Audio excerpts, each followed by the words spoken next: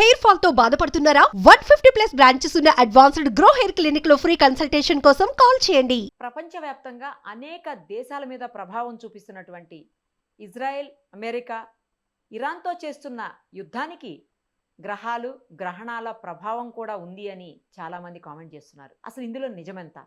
ప్రముఖ జ్యోతిష పండితులు ప్రస్తుతం మనతో పాటు లైవ్ కాల్లో అందుబాటులో ఉన్నారు. ప్రదీప్ జోషి గారు. నమస్తే అండి ప్రదీప్ జోషి గారు. నమస్తే అండి, శ్రీమాత్రే నమః.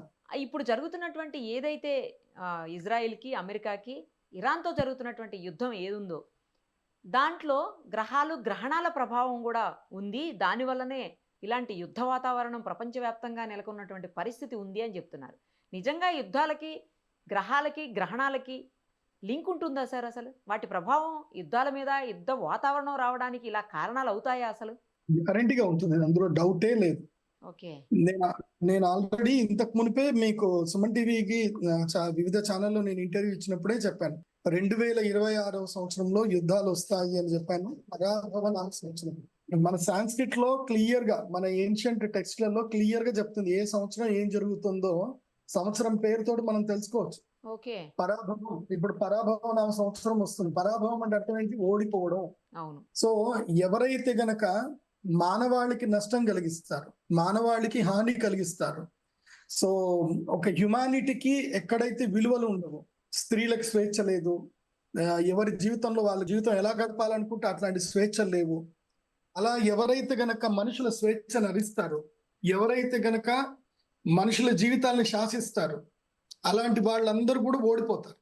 సో అదే ఇప్పుడు జరుగుతుంది. పరాభవ నామ సంవత్సరం అదే జరుగుతుంది. ఇప్పుడు ఇరాన్ యుద్ధం కానీ, తర్వాత వేరే ఏ యుద్ధాలైనా సరే, యుద్ధం ఎందుకోసం వస్తుంది? ఏదో ఒక ఆటంకం జరిగి యుద్ధం వస్తుంది. దానికి ఏంటంటే గనక మనుషులందరూ కూడా థింకింగ్ మీదనే ఉంటారు. మనకారకుడు చంద్రుడు అవుతాడు, ఆత్మకారకుడు సూర్యుడు అవుతాడు. సూర్య చంద్ర గ్రహణాలు ఏర్పడినప్పుడు భూకంపాలు రావడము, ప్రకృతి విపత్తులు రావడము, లేదా మనుషుల మధ్యన, రాజుల మధ్యన, దేశాల మధ్యన కలహాలు ఎక్కువగా జరగడం, రోగపీడలు ఎక్కువగా రావడం, ఇవన్నీ జరుగుతాయి. మనకి ఎగ్జాంపుల్ కనుక చూస్తే, అంటే ఇది ఒక్కసారి ఇప్పుడు గ్రహణం జరిగింది కదా, ఏదో యుద్ధం ఆల్రెడీ ఎప్పటి నుంచో డిస్కస్ జరుగుతున్నాయి, గ్రహణం అప్పుడు యుద్ధం వచ్చింది కాబట్టి దీనికి మీరు లింకప్ చేసుకుంటున్నారు అని అంటారు. అది అబద్ధం. ఎందుకోసం అంటే ఆల్రెడీ జ్యోతిష్ శాస్త్రంలో క్లియర్ గా చెప్పారు. మనకి డిసెంబర్ 19వ తారీఖు షష్టగ్రహ కూటమి 2020లో ఏర్పడింది. దాని తర్వాత ఏమైంది? లాక్డౌన్ అవ్వడము, అసలు ఎవరు ఊహించినంత భయంకర వ్యాధులు వచ్చాయి. సో అది ఏమిటి? అది వికారినామ సంవత్సరం. వికారము అంటే మొత్తం వికారంగా ఉంటుంది ప్రపంచము. వికృతి నామ సంవత్సరం. తర్వాత 2021లో శార్వరి నామ సంవత్సరం వచ్చింది. మొత్తం అంతా కూడా చీకట్లోకి వెళ్ళిపోయింది. ఎంతో మంది జీవితాలు చీకట్లోకి వెళ్ళిపోయారు. సో తర్వాత అందరూ జంప్ చేశారు, అక్కడ నుంచి ఆ బాధల నుంచి బయటపడ్డారు. శుభకృతి నామ సంవత్సరం మంచి జరిగింది. విశ్వావసు, అది కూడా కొంచెం మంచి జరిగింది. కాకపోతే ప్రకృతి విపత్తులు ఏర్పడ్డాయి. ఎందుకోసం అంటే పోయిన సంవత్సరం కూడా మనం ఆల్రెడీ షష్టగ్రహ కూటమి జరిగింది, పంచగ్రహ కూటమి జరిగిందని మనం డిస్కస్ చేసాం. విజయవాడలో విపత్తు వచ్చినా కానీ, కేదార్నాథ్ లో విపత్తులు వచ్చాయి. ఇప్పుడు కూడా అదే జరుగుతుంది. ఫల్గుణ మాసంలో ఫల్గుణుడు అంటే ఎవరు? అర్జునుడు దేనికి? అర్జునుడు చెప్పగానే మనకి ఏం గుర్తుకొస్తుంది? యుద్ధం గుర్తొస్తుంది. భారత యుద్ధమే గుర్తుకొస్తుంది.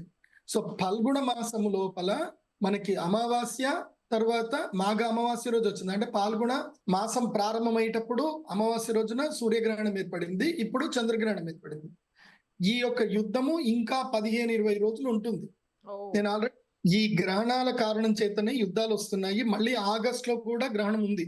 అవును, ఆషాఢ మాసంలో గ్రహణం ఉంది. ఆ గ్రహణం కూడా మళ్ళీ తీవ్రమైన ఇబ్బందులు వస్తాయి. మళ్ళీ యుద్ధం కూడా మొదలవుతుంది. ఇప్పటిదాకా అంతర్యుద్ధం నడిచింది. మన భారతదేశానికి కూడా యుద్ధం వచ్చే అవకాశం ఉంటుంది. ఎప్పుడు ఆ టైంలో మీరు ఇప్పుడే చెప్తున్నాను, ఇది రికార్డ్ చేసి పెట్టుకోండి. మళ్ళీ సూర్యగ్రహణం, చంద్రగ్రహణం జరగబోతుంది. ఆ టైంలో బంగ్లాదేశ్ నుంచి, వెస్ట్ బెంగాల్ నుంచి, పాకిస్తాన్ నుంచి మన భారతదేశానికి అటాక్ అవుతుంది. వెస్ట్ బెంగాల్లో రక్తపాతం ఏర్పడుతుంది. కాబట్టి ఈ రాబోయే, ఇప్పుడు మన భారతదేశంలో మనం ఏం చేస్తాం? మనం అన్నదానం చేస్తాం, విద్యాదానం చేస్తాం, చిన్న కార్యక్రమం జరిగినా అందరిని పిలిచి అన్నం పెడతాం. సో మనం నీళ్లు దానం చేస్తాం. మన భారతదేశంలో ఉన్న కల్చర్ ఏంటంటే అందరికీ సహాయం చేయడమే మన culture.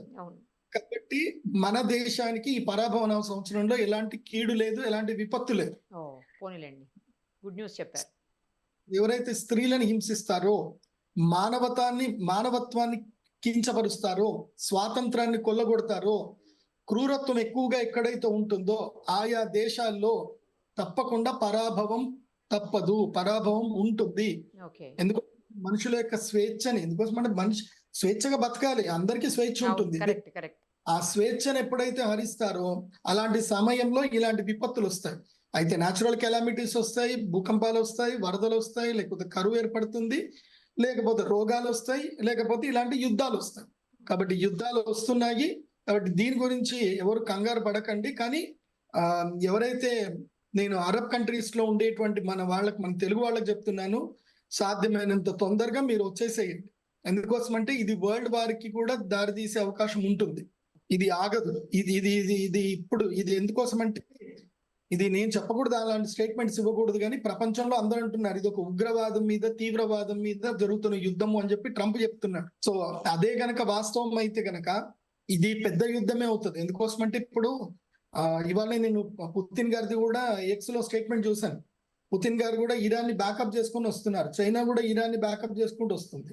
So if China and Iraq backup చేసుకొని వచ్చాయి అని అంటే, సో మళ్ళీ ఇటు అమెరికాకి, భారత్, ఇజ్రాయెల్ కి ఎట్లాగా భారత్ సపోర్ట్ చేస్తుంది. సో ఇట్లా మెయిన్ పెద్ద పెద్ద కంట్రీస్ ఉన్న ఈ 6 కంట్రీస్ గనక సపోజిట్ అయిపోతే గనక ఇది వరల్డ్ వార్ కిందకి దారి తీస్తుంది. కాబట్టి ఇది వరల్డ్ వార్ కింద కూడా దారి తీసే అవకాశం ఉంటుంది. కాబట్టి నేను తెలంగాణ వాసులకి, ఆంధ్ర వాసులకి, ముఖ్యంగా భారతీయులకు అందరికి కూడా చెప్తుంది ఏంటంటే, ఇకపై పరాయి దేశాలకు వెళ్ళడం మానండి. కువైత్, వేరే ఎడారి దేశాలకు వెళ్ళకండి. అక్కడ కష్టాలు పడి, బాధలు పడి, భార్య పిల్లల్ని దూరం చేసుకొని ఎందుకండి ఈ జీవితం, బతికే జీవితమే కొన్నాళ్ళు బతుకుతాము. హ్యాపీగా ఉన్నంతలో సంపాదించుకొని కారమన్నమో ఏదో తిని భార్య పిల్లలతో హ్యాపీగా ఉండక అక్కడెక్కడో వెళ్ళిపోయి ఎడారి దేశంలో డబ్బు సంపాదించి ఏం చేస్తారు? ఏముంటది చెప్పండి? సుఖపడను, అనుభవించని డబ్బు నీకు నిరర్థకం. కరెక్ట్ చెప్పారు సార్. అవును. పిల్లలతో లేకుండా, పిల్లల్ని దగ్గర లేకుండా, భార్య దగ్గర లేకుండా, దూరం ఉండి వీడియో కాల్ మాట్లాడుకొని ఏమా బతుకులు అవన్నీ కూడా. కాబట్టి నేను కువైత్, విదేశాల్లో ఉండే తెలుగు వాళ్ళందరికీ, భారతీయులందరికీ చెప్తున్నాను, చక్కగా రండి, భారతదేశంలో వ్యవసాయం చేసుకోండి. రాబోయే కాలంలో భారతదేశం సుసంపన్నం అవుతుంది, భారతదేశంలో వ్యవసాయం వికసిస్తుంది. ప్రపంచ దేశాలన్నిటికీ అన్నం పెట్టేది భారతదేశమే. దానికి యుద్ధం శ్రీకారం అవుతుంది. ఈ యుద్ధం తోటి ప్రపంచం మొత్తం కూడా భారతదేశం యొక్క గొప్పతనం తెలుస్తుంది. ఎందుకోసం అంటే మనం ఎన్నడూ కూడా ఎవరి మీద వాంటెడ్లీ యుద్ధానికి వెళ్ళలేం. ఇబ్బంది పెడితే తప్ప మనం యుద్ధం చేసాం తప్ప మన మీద దాడి చేయలేదు. సో భారతదేశం అన్నం పెట్టే దేశం. కాబట్టి భారతీయులు ఎక్కడున్నా తిరిగి వచ్చేసేయండి. టైం దొరికింది అని అంటే వచ్చేసేయండి. ఎందుకోసం అంటే రాబోయే కాలంలో ఈ యుద్ధం కంటిన్యూ అవుతుంది. మోస్ట్లీ ఆగస్టు ఏదైతే గ్రహణం వచ్చేంత వరకు ఈ యుద్ధం కంటిన్యూ అవుతుంది. అడపా యుద్ధం జరుగుతుంది. అంతర్యుద్ధాలు ఏర్పడతాయి. ఇరాన్ ఒకటే ఉంది, ఇప్పుడు ఇరాన్ తోటి ఇరాక్ కూడా కలుస్తుంది. రేపు వేరే దేశాలు కూడా కలుస్తాయి ఇంకా. సో మిజైల్స్ పంపించుకోవడం, ఇంటర్నల్ డీల్ చేయడం జరుగుతుంది. అది కూడా చూసుకోండి. ఇది యుద్ధం అయితే వస్తుంది. Thank you sir. Thank you so much.